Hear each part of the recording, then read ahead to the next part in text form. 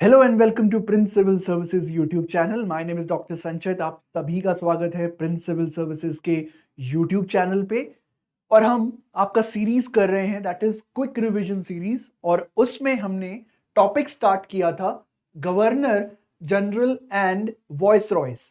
तो हमने इस सीरीज के इस टॉपिक पे एक वीडियो कर लिया है that is governor general of Bengal part 1। I hope आपने वो देखा होगा और क्विकली रिवाइज करने की कोशिश की होगी। गवर्नर जनरल ऑफ बंगाल जो अपॉइंट किए गए थे for the better administration and for the expansion of British empire in India. अब हम पहुंच गए हैं governor general of Bengal part 2 पे। हमने पार्ट 1 में आपका कवर किया था Warren Hastings, Lord Cornwallis and sir John Shore तक। उसके बाद के जो गवर्नर जनरल ऑफ बंगाल है वो हम इस पार्ट 2 में कवर करेंगे। तो हमने देखा था वॉरेन हास्टिंग के टाइम में कौन कौन सी वॉर्स हुई, कौन कौन से रिफॉर्म्स लेके आए, ये सब हमने देख लिया है। फिर हमने जानने की कोशिश करी कॉर्ड कॉर्नवालिस, जिनको आपका father of civil services in India बोला जाता है। फिर सर जॉन शॉर के बारे में हमने जाना। अब हम पहुंच गए हैं लॉर्ड वेलेस्ली के टाइम पीरियड पे दैट इज फ्रॉम 1798 टू 1805। थोड़ा सा मैं आपको बैकग्राउंड प्रोवाइड कर देता हूं। लॉर्ड वेलेस्ली आपका जिस टाइम इंडिया आते हैं, जब आपके गवर्नर जनरल ऑफ बंगाल बनाए जाते हैं, उस समय सिर्फ इंडिया में ही नहीं ऑल ओवर वर्ल्ड जो राइवलरी थी बिटवीन ब्रिटिशर्स एंड फ्रेंच वो पीक पे थी। सो यहां पे आपका फ्रेंच और ब्रिटिश के बीच में खींचतान बढ़ती जा रही है यूरोप के अंदर, other parts of the world, और वो फायर आपका इंडिया पहुंचती है। और यही कॉन्टेक्स्ट बनता है लॉर्ड वेलेस्ली के आने का। और लॉर्ड वेलेस्ली आपके इंपीरियलिस्ट है टू द कोर। वो मैक्सिमम एक्सपेंशन करना चाहते हैं आपका इंडिया में, और इसके लिए उन्होंने कुछ पॉलिसीज अपनाया। बेसिकली लॉर्ड कॉर्नवालिस ने 3 पॉलिसीज का यूज किया। सबसे पहले तो आपका सब्सिडरी अलायंस, ये सबने सुना होगा, सब्सिडरी अलायंस। ओके। दूसरा, उन्होंने डायरेक्ट वॉर्स लड़ना शुरू किया। एंड थर्ड वॉज आपके जो पहले सब ऑर्डिनेट रूलर्स हैं जो इंडिया में आपकी बादशाहत को मान चुके हैं, आपने उनकी टेरिटरी को अनेक्स करना शुरू कर दिया। सो that was how Lord Wellesley, in the context of increasing rivalry between the Britishers and the French, starts massive expansion in India. 3 policy, subsidiary alliance शुरुआत करी, सीधा सीधा बहुत ज्यादा वॉर्स लड़ी है आप, और थर्ड, जो आपके पहले सबऑर्डिनेट रूलर्स थे उनकी टेरिटरी को आप अनेक्स कर लो। सो दैट इज हाउ आपका लॉर्ड वेलेस्ली, जो कि इंपीरियलिस्ट टू द कोर थे, उन्होंने आपका एक्सपेंशन शुरू किया। तो आइए स्टार्ट करते हैं लॉर्ड वेलेस्ली के टाइम में क्या क्या हुआ। उनका ओरिजिनल नेम रिचर्ड कॉली वेलेस्ली था, और उनके टाइम पीरियड में आपका फोर्ट विलियम कॉलेज कैलकाटा 1800 में शुरुआत होती है, और मद्रास प्रेसिडेंसी बनाया जाता है 1801 में। This is the basic information. But आपका सबसे इंपॉर्टेंट पॉलिसी जिसके लिए लॉर्ड वेलेस्ली का नाम हमेशा आएगा that is the subsidiary alliance system.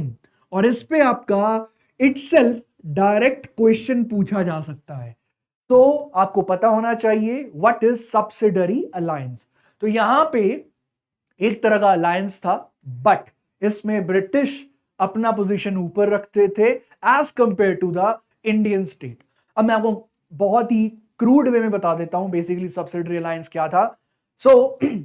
जिस स्टेट के साथ ब्रिटिशर्स सब्सिडरी अलायंस साइन कर रहे हैं, उनको वादा करते थे that we are going to protect you from the foreign power as well as internal disturbance. अगर कोई बाहर से आप पे हमला करेगा उससे आपको प्रोटेक्ट करेंगे, और अगर इंटरनली कोई प्रॉब्लम आती है उससे भी आपको प्रोटेक्ट करेंगे। तो ये वादा उन्होंने किया। इसके लिए दूसरी चीज क्या करी, आप अपनी आर्मी को डिसबैंड कीजिए, आपको जरूरत ही नहीं है तो आप आर्मी क्यों रखेंगे, हम आपको आर्मी प्रोवाइड करेंगे। हमारी एक परमानेंट आर्मी आपकी स्टेट में रहेगी।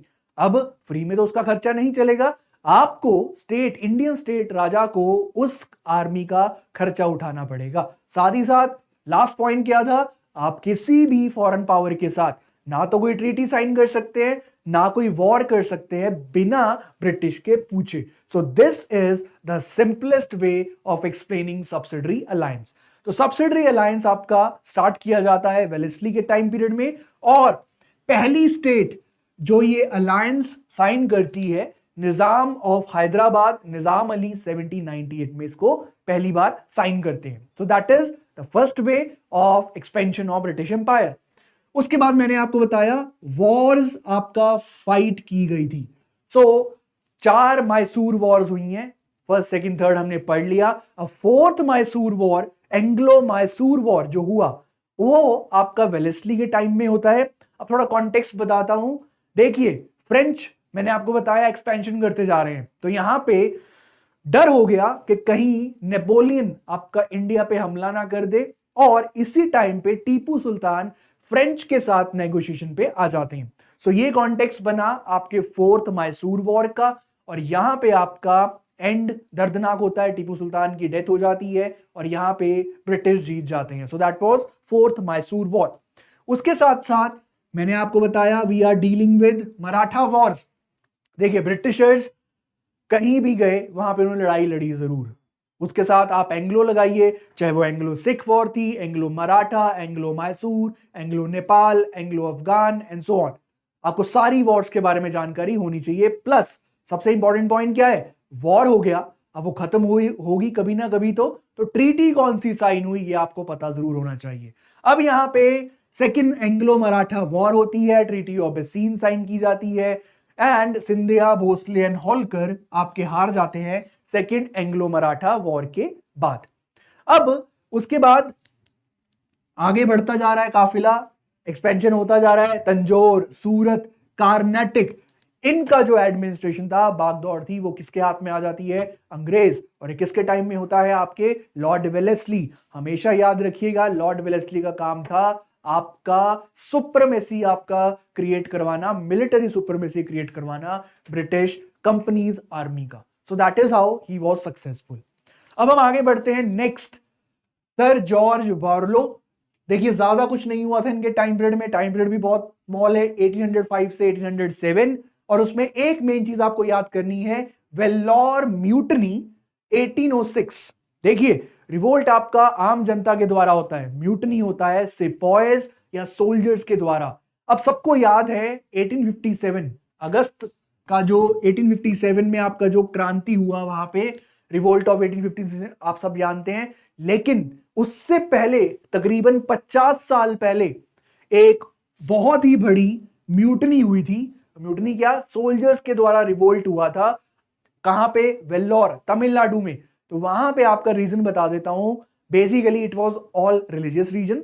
तो हुआ क्या, वहां के जो कमांडर थे, तो उन्होंने आपका मना कर दिया both Hindu and Muslim soldiers को रिलीजियस सिंबल्स कैरी करने से, और उनको बोला गया यू हैव टू शेव, आपको मुस्टैश नहीं रखना, बियर्ड नहीं रखना, और तो और जो आपके पहनावा है, जो आपका ट्रेडिशनल कैप है, हैट है, वो नहीं पहनेंगे आप जो हमारे द्वारा दी गई जो है उसको पहनेंगे। अब जब ये चेंजेस लाए गए, तो लोगों को या सोल्जर्स को लगने लगा दैट ये हमारा धर्म चेंज करना चाहते हैं, they want us to convert to Christianity. और इसी के चलते आपका म्यूटनी होता है, और जो कहलाता है वेल्लोर म्यूटनी 1806। 1857 बहुत बाद में हुआ, 50 साल बाद। उससे पहले ये पहला काइंड ऑफ म्यूटनी था, that is known as Vellore mutiny.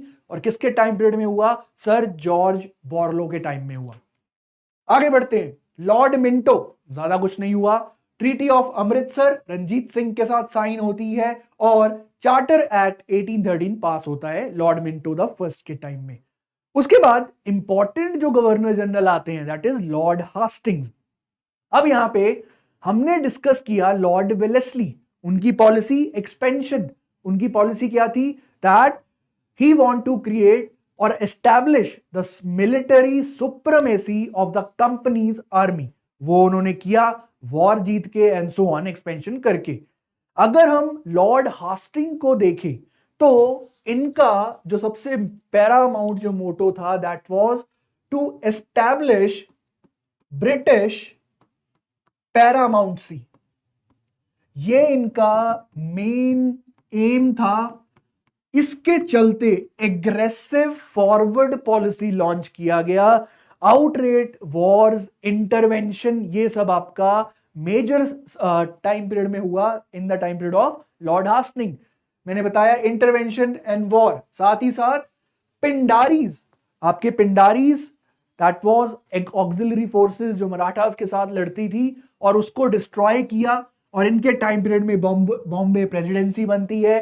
साथ ही साथ वेरी इंपॉर्टेंट चीज थिंग इज, भले ही इनका जो नेचर था वो वॉर के लिए ज्यादा सूटेबल था, और आपको ये बात भी बता दूं दैट इंडिया में आने से पहले he fought in American war of independence. तो इनका जो नेचर एक्यूमेन था वो बेसिकली वॉर के लिए बना था। बट सिर्फ इनके टाइम पीरियड में वॉर का ही काम नहीं हुआ, आपका लैंड रेवेन्यू सिस्टम में भी चेंजेस आए बिकॉज ऑफ हिज एडमिनिस्ट्रेटर्स। इनके अंडर बहुत अच्छे एडमिनिस्ट्रेटर काम करते थे जो सोचने वाले थे और आपके इवोल्यूशन करना चाहते थे लैंड रेवेन्यू सिस्टम का। और आप देख सकते हैं रियातवाड़ी सिस्टम थॉमस मुनरो के द्वारा, governor of Madras, and Mahalwari system north India में आपके किसके टाइम पीरियड में आता है? लॉर्ड हास्टिंग्स के टाइम पीरियड में आता है।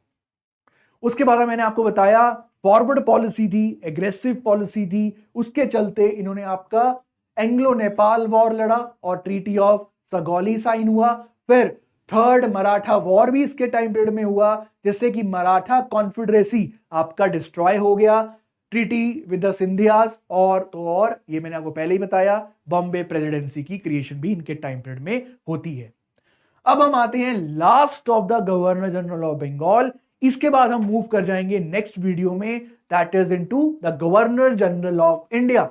विलियम बेंटिंक के टाइम पीरियड से हम स्टार्ट करेंगे 1829, 1828, 29 फॉरवर्ड। बट लास्ट में आते हैं लॉर्ड एमरेस्ट के टाइम पीरियड में। संस्कृत कॉलेज कैलकाटा में फॉर्मेशन होता है। जो पॉलिसी अपनाई गई थी एग्रेसिव, वो कैरी फॉरवर्ड रहती है। First Burmese Anglo Burmese war होती है और ट्रीटी ऑफ यानबो साइन होती है, जो कि आपका मलाया जो पेनिनसुला उसको कैप्चर करने में हेल्प करता है, और एंड में आपका कैप्चर ऑफ भरतपुर भी हो जाता है। सो हमने देखा एक्सटेंसिव पॉलिसी लॉर्ड वेलेस्ली का, लॉर्ड हास्टिंग के टाइम पीरियड में कैरी फॉरवर्ड रहता है, लॉर्ड एमरेस्ट भी आपके उसी पथ पे चलते हैं। सो यहां पे आपका एंड होता है the governor generals of Bengal. इसके बाद जो आपके टॉप मोस्ट गवर्नर जनरल्स बनेंगे उनको पोस्ट दिया जाएगा गवर्नर जनरल ऑफ इंडिया। वो हम डील करेंगे नेक्स्ट वीडियो में। So please subscribe to our channel Prince civil services. आप हमें फॉलो कर सकते हैं इंस्टाग्राम, टेलीग्राम एंड ट्विटर पे भी। And please do watch other videos, आपको प्लेलिस्ट मिल जाएगी हमारे चैनल पे, current affairs, history, MCQs, polity and so on. So thanks for watching. Keep learning and keep watching other videos as well. Thank you.